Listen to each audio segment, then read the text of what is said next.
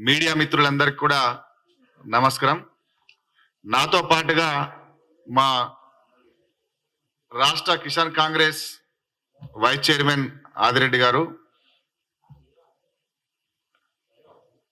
BRS party మంత్రులు కేటీఆర్ తో సహా మంత్రివర్గంలో పనిచేసిన వాళ్ళంతా కూడా ఓటమిని జీర్ణించుకోలేక నెల రోజులు కూడా పూర్తిగానేటువంటి కాంగ్రెస్ పార్టీ ప్రభుత్వం పైన అక్కసు వెలగత్తా ఉన్నారు.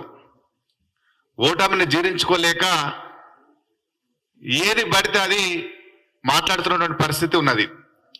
నిన్న మాజీ మంత్రి, వ్యవసాయ శాఖ మంత్రి నిరంజన్ రెడ్డి మాట్లాడుతూ రైతుల విషయంలో కొన్ని ఆరోపణలు చేసిండు. ఈ మంత్రి 10 సంవత్సరాలలో బీఆర్ఎస్ పార్టీ అధికారంలో ఉన్నప్పుడు వ్యవసాయ శాఖ నిర్వహించినటువంటి ఈ నిరంజన్ రెడ్డి పూర్తిగా వ్యవసాయ శాఖను భ్రష్టు పట్టించినటువంటి నిరంజన్ రెడ్డి కూడా ఇవాళ కాంగ్రెస్ పార్టీ పైన ఆరోపణలు చేస్తున్నాడు. కాంగ్రెస్ పార్టీ ప్రభుత్వం పైన ఆరోపణలు చేస్తా ఉన్నాడు. 500 బోనస్ గురించి మాట్లాడుతున్నాడు. ఆయన కనీసం సిగ్గుశరం ఉండాలి. ఖరీఫ్ లో ఏ పంట ఎప్పుడు పూర్తవుతుంది, ఎప్పుడు మొదలై ఎప్పుడు పూర్తవుతుంది అనే విషయంలో పూర్తిగా అవగాహన ఉండి మాట్లాడాలి. ఆయన కాంగ్రెస్ ప్రభుత్వం ఏర్పడే నాటికి ధాన్యం అనేది 70% ఆల్రెడీ పంట అయిపోయింది. దాని విషయంలో కూడా బోనస్ గురించి మాట్లాడుతూ ఉన్నాడు. మరి ఆయనకు వ్యవసాయం మీద అవగాహన ఉన్నదో, అనుభవం ఉన్నదో మరి తెలుసో తెలియకనో ఇష్టం వచ్చినట్లు మాట్లాడుతూ ఉన్నాడు. మరో దిక్కు రుణమాఫీ గురించి మాట్లాడుతూ ఉన్నాడు. నేను అడుగుతా ఉన్నా నిరంజన్ రెడ్డిని, నీవు కూడా రుణమాఫీ గురించి మాట్లాడుతున్నావంటే నీ కనీసం సోయి శరం ఉండాలా? 10 సంవత్సరాల కాలంలో మీ ప్రభుత్వం హామీ ఇచ్చి రుణమాఫీ చేయకపోతే రైతులు వడ్డీలు కట్టలేక ఇబ్బంది పడతా ఉంటే రైతుల ఖాతాలోకి ఏ డబ్బులు వచ్చినా జమ చేసుకొని రైతులు ఇబ్బంది పెట్టినటువంటి సందర్భాలలో ఒక్కనాడు కూడా నువ్వు మాట్లాడినవి ఇవాళ రుణమాఫీ గురించి మాట్లాడుతా ఉన్నావు. గడిచిన 5 సంవత్సరాలుగా ఏకకాలంలో మాఫీ చేస్తామని చెప్పి చివరకు ఎన్నికలు దగ్గరకు వచ్చే సమయంలో మాఫీ చేస్తుంటే ఏనాడు కూడా మాట్లాడలేవు. మరి 5 సంవత్సరాలు కానీ గుర్తుకు రాలేదా? మీరు మాఫీ చేసినటువంటి రుణమాఫీ కూడా కేవలం 50% మందికి చేసి మిగిలినందుకు కూడా అట్లే ఉంచి రైతులు ఇబ్బంది పెట్టినటువంటి మీరు ఇవాళ రుణమాఫీ గురించి మాట్లాడుతూ ఉన్నారు. మీరు చేసిన నిర్వాహకం, మీరు చేసినటువంటి తప్పిదాలు ఇవాళ మేం రైతులను ఆదుకోవాల్సిన పరిస్థితి వచ్చింది. ఆనాడు ఏనాడు కూడా మాట్లాడలేవు, ఇవాళ రుణమాఫీ గురించి మాట్లాడుతూ ఉన్నావు.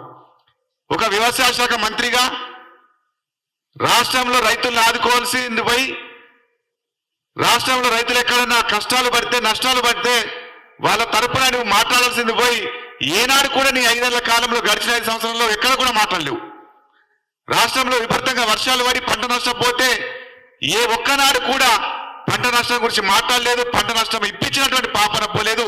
నువ్వు ఇలా రైతుల గురించి మాట్లాడుతూ ఉన్నావు. తామర రోగం వచ్చి మిర్చి పంట నష్టపోయి మిర్చి రైతులంతా కూడా ఆత్మహత్యలు చేసుకుంటే ఏనాడు కూడా ఒక రైతుని పరామర్శించలే, ఒక పంట నష్టపరిహారం ఇప్పించలే, నకిలీ విత్తనాలను పీడియాక్ట్ పెట్టలే, రైతులకు నష్టపరిహారం ఇప్పించలేనటువంటి నీవు ఇవల్ల మాట్లాడుతూ ఉన్నావు. నీ వ్యవసాయ శాఖ ఉన్న రోజుల్లో కనీసం రైతులకు పంట బీమా కూడా ఇప్పించలేనటువంటి దుస్థితిలో ఉండి నీ అసమర్థతను ఉన్నటువంటి నీవు ఇవాళ మా ప్రభుత్వంపై నోటికొచ్చినట్లు మాట్లాడుతూ ఉన్నావు. కనీసం బుద్ధి జ్ఞానం ఉండాలి.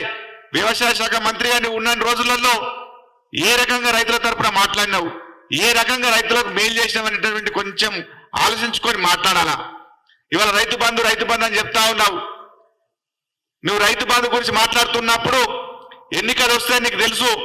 మరి ఏదైతే లిక్కర్ సంబంధించిన టెండర్లు ఏదైతే ఉందో 3-4 నెలల ముందు నువ్వు ఏ రకంగా టెండర్ పిలిచి డబ్బులను తీసుకున్నావో, డబ్బులు జమ చేసుకున్నారో, మరి అదే ఎన్నికల కంటే ముందు, నోటిఫికేషన్ కంటే ముందు రైతు బంధు రైతులకు వేయాలనేటువంటి సోయి మీకు ఎందుకు లేదో ఒక్కసారి మీరు సమాధానం చెప్పాలని చెప్పేసి నేను మీడియా ద్వారా నిరంజన్ రెడ్డిని అడుగుతా ఉన్నాను. అనేక రకాలుగా రైతులు నష్టపోతే ఇవాళ రైతు బంధు అని చెప్తా ఉన్నావు. రైతు బంధు ఇచ్చిన తర్వాత మీరు రైతులకు రావాల్సిన సబ్సిడీలను ఆపేసారు కదా, మరి అవెందుకు గుర్తుకు రాలేదు? వాటి విషయంలో ఏనాడైనా మీ ముఖ్యమంత్రితో మాట్లాడి రైతులకు సబ్సిడీలు కావచ్చు, వడ్డీ రైతులు కావచ్చు, వ్యవసాయ యంత్రాలు కావచ్చు, డ్రిప్ కావచ్చు, ఏనాడైనా రైతులకు ఇప్పించే ప్రయత్నం చేసినావా? ఏ ఒక్కనాడు కూడా మాట్లాడలే. ఏమనంటే రైతు బంధు అంటారు. మరి రైతు బంధుతో పాటు ఇవన్నీ కూడా గతంలో కాంగ్రెస్ పార్టీ ఇచ్చినటువంటి సంక్షేమ పథకాలను ఎందుకు నిలిపేసిండ్రో మీరు ఒక్కసారి సమాధానం చెప్పాలా?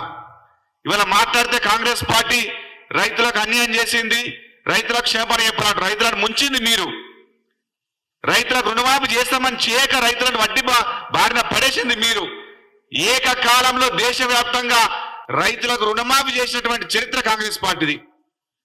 మరొక మాట మాట్లాడిండు, దేశవ్యాప్తంగా రైతుల్ని పూర్తిగా మోసం చేసిరు, దగా చేసిరు అంటున్నాడు. నీకైనా బుద్ధి ఉందా నేను అడుగుతా ఉన్నా. ఇవాళ దేశంలో స్వతంత్రం వచ్చిన తర్వాత వ్యవసాయాన్ని ఈ స్థితికి తీసుకొచ్చి బాగు చేసింది కాంగ్రెస్ పార్టీ.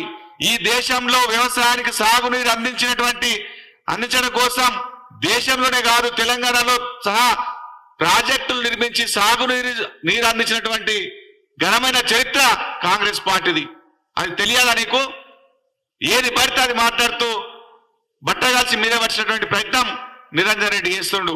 మా కాంగ్రెస్ పార్టీ ప్రభుత్వానికి స్పష్టమైనటువంటి రైతుల విషయంలో ఒక స్పష్టత ఉంది. ఖచ్చితంగా రైతులకు సంబంధించినటువంటి ఏ అయితే హామీలు ఉన్నాయో అవన్నీ కూడా ఖచ్చితంగా నెరవేర్చి రైతులను ఆదుకునేటువంటి ఆలోచన కాంగ్రెస్ పార్టీకి ఉంది, కాంగ్రెస్ ప్రభుత్వానికి ఉంది. ఖచ్చితంగా ఆ దిశగా చేస్తుంది. కానీ ఊరికే ఏదో నోటికి వచ్చినట్లు మాట్లాడి మీరేదో గొప్పగా చేసినట్లు, మీకేదో రైతుల మీద ప్రేమ ఉండి చేసినట్లు, కాంగ్రెస్ ప్రభుత్వానికి లేనట్లుగా మాట్లాడితే చూస్తూ ఊరుకునేది లేదు. నీ కాలంలో నీ హాయంలో ఎంత భ్రష్టు వచ్చిందో నీకు తెలుసు. ధాన్యం కొనుగోలు గురించి మాట్లాడతారు. ధాన్యం కొనుగోలు ఇంత అవినీతి జరిగి ఆధారంతో సహా మేము ఇచ్చినాం. ఏనాడైనా ఒక సెంటర్ పోయి మాట్లాడినరా? ఏనాడైనా ఒక సెంటర్ లో పోయి ఆ ఏదైతే దోపిడీ జరుగుతుందో, తరుగు పేరు మీద దోపిడీ జరుగుతుందో ఒక్కనాడైనా అడ్డుకునే ప్రయత్నం చేసిండ్రా? ఏనాడు అడ్డుకోలే. ఎక్కడ పడితే అక్కడ దోచుకొని ఇవాళ మీరు రైతుల మీద ప్రేమ ఉన్నట్లు మాట్లాడుతూ ఉన్నారు. అనేక సందర్భాలలో మేము కలిసి వినతి పత్రాలు ఇచ్చినాం. పలాని సెంటర్లో రైతులను ఈ రకంగా దోపిడీ చేస్తున్నారు, పలాని ప్రాంతంలో వర్షాలు పడి పంట నష్టపోయింది, పలాని ప్రాంతంలో పంట కొనుగోలులో దోపిడీ జరుగుతూ ఉన్నది, పలాని ప్రాంతంలో ఆత్మహత్య చేసుకుంటారని చెప్పేసి అనేక రకాలుగా మేము రైతాంగం తరపున మాట్లాడి వినతి పత్రాలు ఇచ్చినప్పటికీ కూడా ఏ ఒక్కరోజు కూడా మాట్లాడినటువంటి నీవు ఇవల్ల మాట్లాడితే చూసి ఊరుకోమని చెప్పేసి మేము కిసాన్ కాంగ్రెస్ తరపున మిమ్మల్ని సీరియస్ గా హెచ్చరిస్తా ఉన్నాం. రైతులకు రుణమాఫీ చేసినటువంటి చరిత్ర కాంగ్రెస్ పార్టీది. మరొక మాట మాట్లాడిండు, దేశవ్యాప్తంగా రైతుల్ని పూర్తిగా మోసం చేసిరు, దగా చేసిరు అంటున్నాడు. నీకైనా బుద్ధి ఉందా నేను అడుగుతా ఉన్నా. ఇవాళ దేశంలో స్వతంత్రం వచ్చిన తర్వాత వ్యవసాయాన్ని ఈ స్థితికి తీసుకొచ్చి బాగు చేసింది కాంగ్రెస్ పార్టీ. ఈ దేశంలో వ్యవసాయానికి సాగునీరు అందించడం కోసం దేశంలోనే కాదు తెలంగాణలో సహా ప్రాజెక్టులు నిర్మించి నీరు అందించినటువంటి ఘనమైన చరిత్ర కాంగ్రెస్ పార్టీది. అది తెలియాలా నీకు? ఏది పడితే అది మాట్లాడుతూ బట్టగాల్సి మీద వచ్చినటువంటి ప్రయత్నం నిరంజన్ రెడ్డి చేస్తుండు. మా కాంగ్రెస్ పార్టీ ప్రభుత్వానికి స్పష్టమైనటువంటి రైతుల విషయంలో ఒక స్పష్టత ఉంది. ఖచ్చితంగా రైతులకు సంబంధించినటువంటి ఏ అయితే హామీలు ఉన్నాయో అవన్నీ కూడా ఖచ్చితంగా నెరవేర్చి రైతులను ఆదుకునేటువంటి ఆలోచన కాంగ్రెస్ పార్టీకి ఉంది, కాంగ్రెస్ ప్రభుత్వానికి ఉంది. ఖచ్చితంగా ఆ దిశగా చేస్తుంది. కానీ ఊరికే ఏదో నోటికి వచ్చినట్లు మాట్లాడి మీరేదో గొప్పగా చేసినట్లు, మీకేదో రైతుల మీద ప్రేమ ఉండి చేసినట్లు, కాంగ్రెస్ ప్రభుత్వానికి లేనట్లుగా మాట్లాడితే చూస్తూ ఊరుకునేది లేదు. నీ కాలంలో నీ హాయంలో ఎంత భ్రష్టు వచ్చిందో నీకు తెలుసు. ధాన్యం కొనుగోలు గురించి మాట్లాడతారు. ధాన్యం కొనుగోలు ఇంత అవినీతి జరిగి ఆధారంతో సహా మేము ఇచ్చినాం. ఏనాడైనా ఒక సెంటర్ పోయి మాట్లాడినరా?